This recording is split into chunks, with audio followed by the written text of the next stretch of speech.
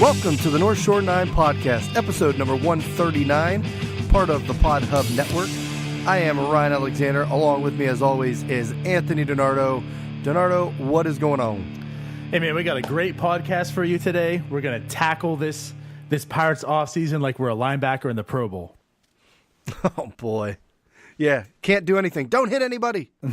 What an epic game that was, I guess. Can we just get rid of that game? It is very That Pro pointless. Bowl. I mean, the people that whine and cry about their players being in the Pro Bowl or whatever, I mean, does it really matter? I mean, it's cool and all, I guess, for the players to be recognized, but, I mean, as a fan, do you really even care? I mean, Does anybody really watch this game?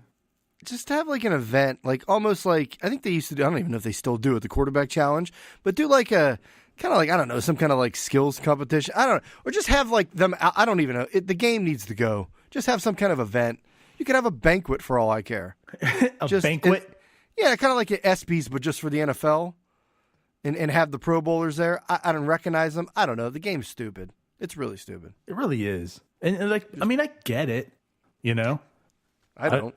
Well, I mean, how dumb would it be if you got injured in a Pro Bowl and you couldn't play next year because that's why they you tore your ACL or something? You know what I mean? That would be pretty like dumb, and I'd be off really each pissed other. off. And I'm sure your team would be. But in the same sense, you can't just let this continue. Just make it two-hand touch. Just don't even, like you said, like don't even make it football. Just I don't know. Just I don't know. Do something else, right? Like maybe. Could you see like the two-hand touch game, and they'd be challenging to see like the guy in the middle of the pile. He got him with two hands. Just make it a flag football game. I don't, or do like, I mean, it wasn't. Well, I guess actually it was televised, but it wasn't like a Pro Bowl. But early in the year, I believe there was like the ex NFL players and like an actual like flag football like competitive team, and they played each other. I mean, I don't know. Just do really? that. Do something where like the players pick their teams or something, and like they play like a professional flag football team. I don't know. Have them play like pool, darts, like beer pong. I mean, you could have water in it for all I care, but just like You have have like them a play, hot dog eating contest in one corner. Yeah, have them play like stupid things like that. Yeah, it's bad. It is. I mean, I think of all, I guess organizations, NBA does it the best. Yeah, MLB I is think pretty so. solid, and the NFL just sucks.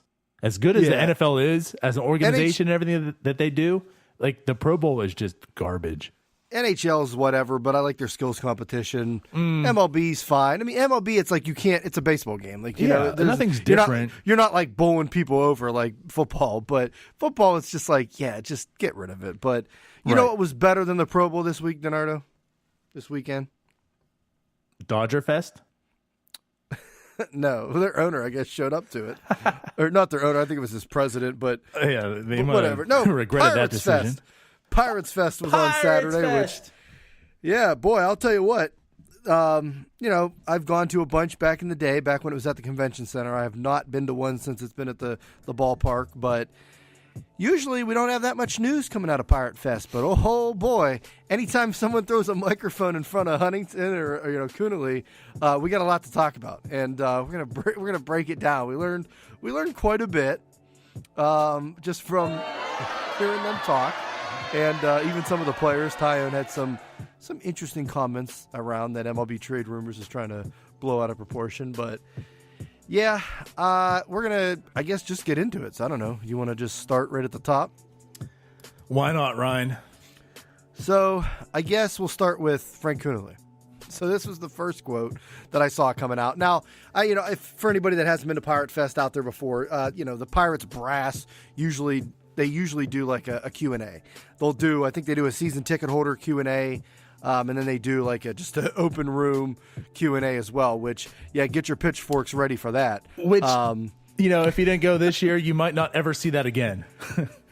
Right. Well, I say that every year, but then they keep doing it. And this is not the organization that needs an open forum Q&A.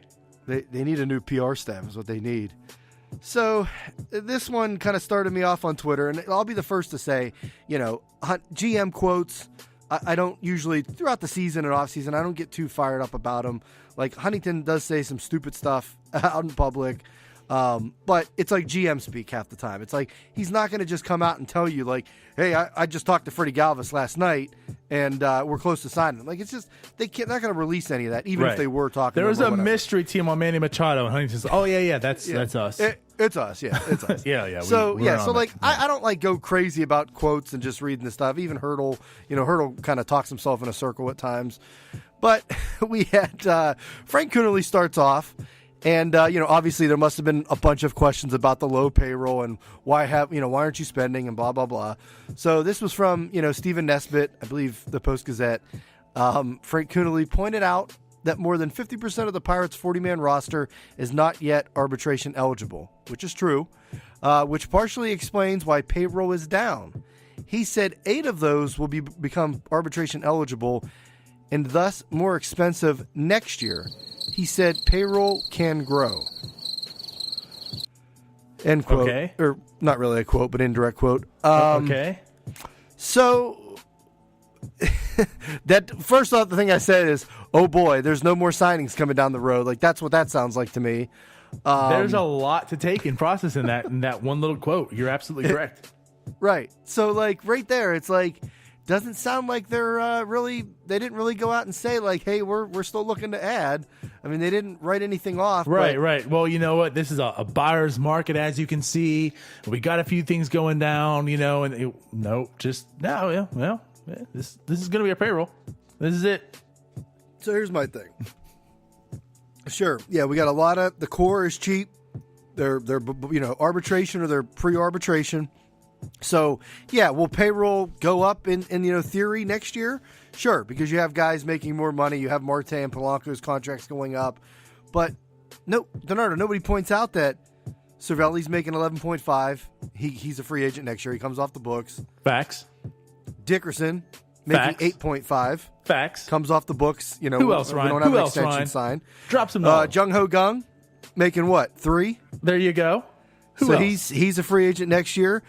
Jordan Lyles, who they signed to a 1-year deal this year for $2 million. Lonnie Chisenhall, which is on a 1-year deal. He's making $2.75 million. Let's not forget them options that they had to decline this year and get money for, right? That are included in the payroll. So $1 million for Jay Hay, and I guess Gungs, but Gungs was kind of tied back into his new. Yeah, I think that's deal, pretty much in the $3 million. But right. So, DiNardo, I don't know by your math, but my math that rounds up to like $28.75 million. So what's that mean, Ryan? And we'll just make it 29 to be even. $29 million are also coming off the books next year, right? So if you're at about 72, that's about what, Ryan? What, with 28 coming off? Yep. I don't know. 44? About 44 million? 44? It's low. 44. Now, obviously, that doesn't include, of course, people going through R, but we just mentioned. But right, and I think that's 44 right now. Yeah, shout out to Ethan. I think Ethan was just in, arbitration. You never know how it's going to go and things like that. But also, like I said, Polanco and Marte's contracts naturally going up, Archers and things like that. So he kind of estimated about $30 million would be added next year. So $30 million DiNardo might come on. Sounds like a wash, roughly. And we're losing 28.75. So you're going to be at the same payroll essentially next year. And what? We're just going to keep playing this game where you're a little too much. We'll trade you off. Next year it's going to be, we got all these guys going to arbitration again. So yeah, or next year's payroll will go from 72 million to 75, and they'll say, well, payroll went up. I mean, what are we doing here, DiNardo? So I'm with you, man. I'm with you, and what you tweeted out makes a ton of sense. So what's that preventing you from? I mean, if you're worried about next year and the year after, right, for the future because of cost uncertainty, then when all these teams are signing these guys to 1-year deals, where were you at? Even like the Jed Lowry, which it's a crime that he went for that much money, but it's just a 2-year deal. So, right, if you think you're going to be a wash, essentially, this year, with $10 more million to Jed Lowry next year, knowing that make it 15 this year and 5 next year. You have the room this year to do it. If you're so worried, or make it 12 and 8, structure his contract so in such of a way. I just don't understand, why that's preventing them from making any move. Yeah, if you're always looking towards next year's payroll, okay, then why aren't you looking at these 1 year and 2 year deals that that's all we're seeing around MLB pretty much. I mean, Donaldson, for goodness sake, got a 1 year, $23 million. It's like we could have afforded that at this point. It's 1 year. So it's just it's like they come out there with that talk, oh, payroll is going to go up naturally next year. Well, yeah, but you also lose players, and you'll probably trade other ones off. So it's like you're going to be back at the same spot. So what are we? We're always going to be around $70 million now? Now, to be fair, okay, and I will say to be fair, right? I mean, we are losing players, so essentially they will have to be filled. So, I mean, we're going to be at the same place next year, theoretically, money-wise, but with more holes to fill. An outfielder, per se, a catcher, hopefully a backup at that point in time. Yeah, it'll be Jason Martin or Reynolds, another pre-arbitration guy. I hope not. We'll get into that stuff later on. But what I also want to say here is, and again, I don't want to sound as we're talking like on both sides of the mouth. For example, we've said time and time again that payroll isn't everything, and it's not. But the thing is, you have the flexibility, and you have needs. Where we were back in 15, 16, beforehand, I mean, you could really argue that the moves they made sense. Their baseball moves, whether you traded Neil Walker for John Neese, you didn't really need Neil Walker. You can see him being on the down end of his career, which clearly he was. And then, you could see John Neese filling in a gap that's very controllable too. Like it made sense. It just didn't work out. Right. Here, they're completely negating the holes that they need. They're not filling them, and it's not where they're at like $100 million that they were before. You never saw the Pirates spend that much money. So you can understand that they're not going to go way overboard, because when they do that, and then, of course, these other guys are gaining more money in their contracts, like Kutch and Marte as are getting up, you didn't really see that happening. You didn't see a need for it. You saw baseball moves happening. But here we are today. You're at a low, 72 million. You feel that there could be the flexibility to add more payroll to this year on this team. And it's a team that you would want to build upon.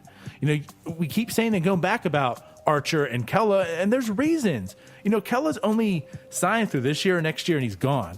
Archer, 3 seasons, which includes this one that we're going into. Why make those deals when you're wasting away the talent?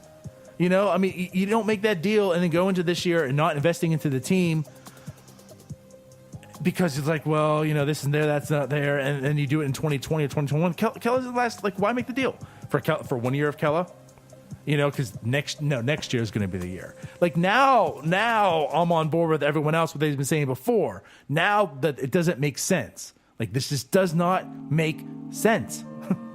You could have signed as Drupal Cabrera, $3.5, $4 million, whatever, 1 year deal, and it gives you depth. It gives you an option. If Frazier, gets injured in spring training or goes isn't Frazier, for as much as we love him, was sent to the minors last year at one point. Kramer, we saw him in September. He was awful, and I'm a huge Kramer supporter, and I think he'll be fine. I love what he did at AAA last year.